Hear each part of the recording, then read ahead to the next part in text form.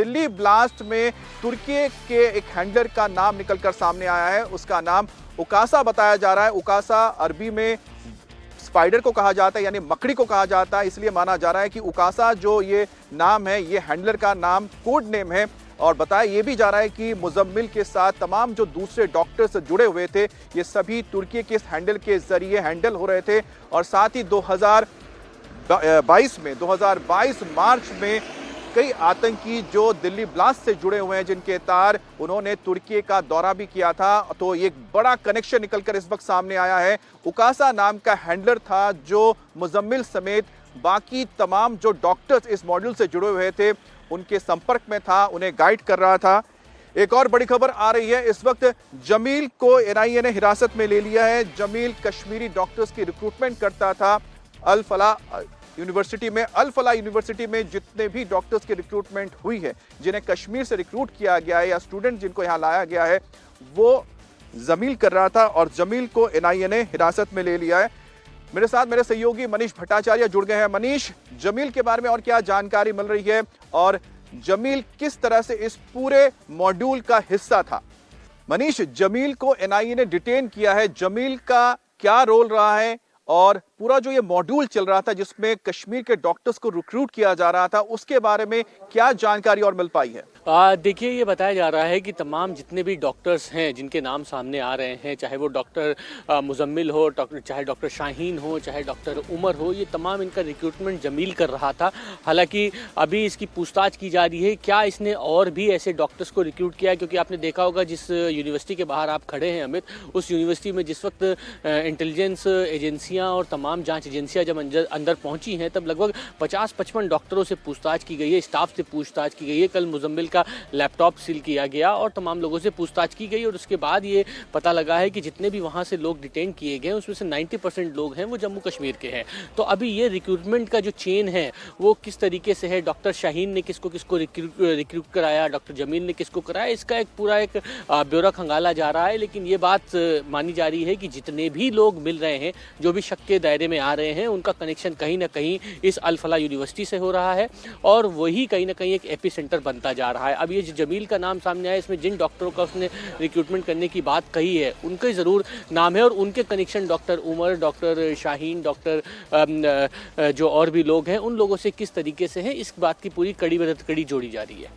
तो जैसा कि मनीष बता रहे हैं कि जो रिक्रूटमेंट्स हो रही थी अल फलाह यूनिवर्सिटी में, खासतौर पे जो कश्मीर डॉक्टर्स जिनका यहाँ पर रिक्रूटमेंट हुआ था, चाहे डॉक्टर उमर हो, चाहे डॉक्टर शाहीन हो, डॉक्टर मुजम्मिल हो, ये सब जमील के जरिए ही किया गया था और इसी वजह से जमील से पूछताछ इस बारे में की जा रही है। बहरहाल एक और बड़ी खबर आपको हम बता दें जो जुड़ी हुई है दिल्ली ब्लास्ट से और साथ ही साथ फरीदाबाद मॉड्यूल से।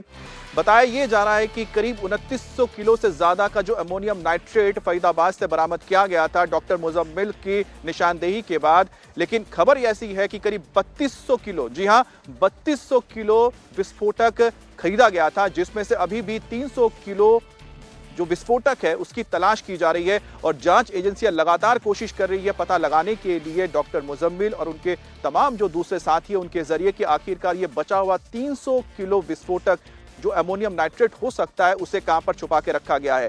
अमोनियम नाइट्रेट की इस तलाश के लिए लगातार छापेमारी की जा रही है और जो 300 किलो अभी भी अमोनियम नाइट्रेट नहीं मिल पाया है उसके बारे में जानकारी ली जा रही है।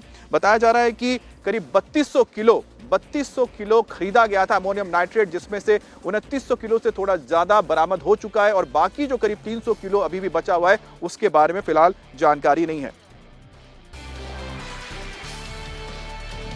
और इस वक्त की एक और बड़ी खबर आपको हम बता दें जो लखनऊ से आ रही है। लखनऊ में भी एजेंसियां एक्शन कर रही हैं, जहां जांच एजेंसियों ने आतंकी शाहीन के भाई परवेज को भी गिरफ्तार किया है और परवेज की गाड़ी को जब्त कर लिया गया है।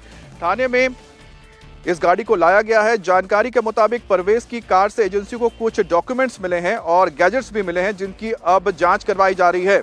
यूपी नंबर की कार के शीशे पर लखनऊ के गुडुम्बा की इंटीग्रल यूनिवर्सिटी का गेट का पास भी लगा हुआ मिला है और यह गाड़ी सहारनपुर से खरीदी गई थी, जिसके डॉक्यूमेंट्स चेक किए जा रहे हैं। यूपी एटीएस ने इस मामले में डॉक्टर परवेज को हिरासत में लिया है। आगे की पूछताछ की जा रही है। घर में कल तलाशी भी ली गई थी, जिस दौरान परवेज के लैपटॉप की जांच से पता चला है कि डॉक्टर परवेज अपनी बहन शाहीन और कश्मीरी डॉक्टर मुजम्मिल शकील से ऑनलाइन जुड़ा हुआ था। परवेज में आतंकी हमले में साजिश में शामिल था या नहीं, इसको लेकर आगे की अभी पूछताछ हो रही है। लेकिन उसके पास से कुछ संवेदनशील ठिकानों की जानकारी मिली है और ये बताया जा रहा है कि उसने रेकी की थी अयोध्या और लखनऊ के कुछ एरियाज की। तो इसके बाद जो एटीएस है यूपी की और ज़्यादा सतर्क हो गई है और डॉक्टर परवेज जो डॉक्टर शाहीन का भाई है उससे आगे की पूछताछ की जा रही है। उससे जो डॉक्यूमेंट्स मिले हैं, जो लैपटॉप मिला है, उसको भी खंगाला जा रहा है। अगली बड़ी खबर भी आपको बताते हैं, डॉक्टर शाहीन शहीद के बारे में भी कई सनसनीखेज खुलासे होते जा रहे हैं। जांच में पता चला है कि डॉक्टर शाहीन तमिल उग्रवादी संगठन एलटीटीई की तर्ज पर भारत में जैश ए मोहम्मद की एक महिला ब्रिगेड तैयार करना चाहती थी। शाहीन एक बार तुर्की भी गई थी। ऐसे में जांच एजेंसियों ने यह पता करने की कोशिश की है कि उसने किससे मुलाकात की थी और जैश ए मोहम्मद के जरिए वो किस तरह के ट्रेनिंग सेंटर्स यहां पर खोलने की फिराक में थी। बताया जा रहा है कि जैश ए मोहम्मद की महिला ब्रिगेड जमातुल मोमिनीन को बनाने के लिए शाहीन ने सहारनपुर और हापुड़ में मिनी रिक्रूटमेंट सेंटर्स और कमांड सेंटर्स तैयार करना शुरू कर दिया था। उसके लिए जमीन तलाश रही थी और जैश ए मोहम्मद के चीफ मसूद अजहर की बहन सादिया अजहर के वो संपर्क में थी और उसने टेलीग्राम चैनल के जरिए जैश ए मोहम्मद के चीफ मसूद अजहर की बहन सादिया के संपर्क में आकर भारत में जैश ए मोहम्मद के महिला विंग को बनाने के लिए ट्रेनिंग सेंटर्स के लिए जमीन तलाशना शुरू कर दिया था। सहारनपुर और हापुड़ को रखा गया था। अगली बड़ी खबर मुर्शिदाबाद से आ रही है, पश्चिम बंगाल से। पश्चिम बंगाल में भी एनआईए ने एक प्रवासी मजदूर मैनुल हसन के घर पर छापा मारा है और तलाशी के बाद कुछ घंटे तक पूछताछ की गई है।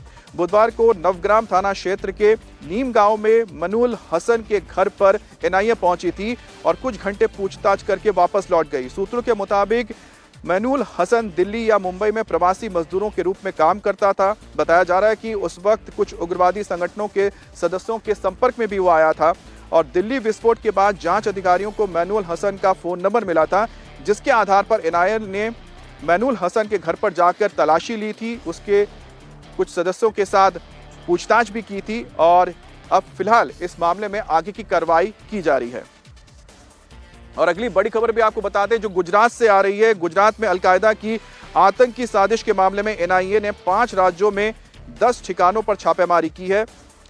एनआईए ने बुधवार को अवैध बांग्लादेशी प्रवासियों से जुड़े पश्चिम बंगाल के अलावा मेघालय, त्रिपुरा, हरियाणा, गुजरात राज्य में चुनिंदा ठिकानों पर छापेमारी की है, जहां संदिग्धों और उनके सहयोगियों से जुड़े परिसरों की तलाशी ली गई है। तलाशी के दौरान कई डिजिटल उपकरण और साथ ही आपत्तिजनक दस्तावेज बरामद किए गए हैं, जिनकी अब फॉरेंसिक जांच होगी। अब इस मामले में गुजरात एटीएस को सूचना मिली थी कि हैदराबाद का एक शख्स सैयद अहमद मोइनुद्दीन आतंकवादी गतिविधियों में शामिल था और उसी के लिए अहमदाबाद वो आने वाला था। जांच करने पर पता चला कि अहमदाबाद में घूम रहा है और उसे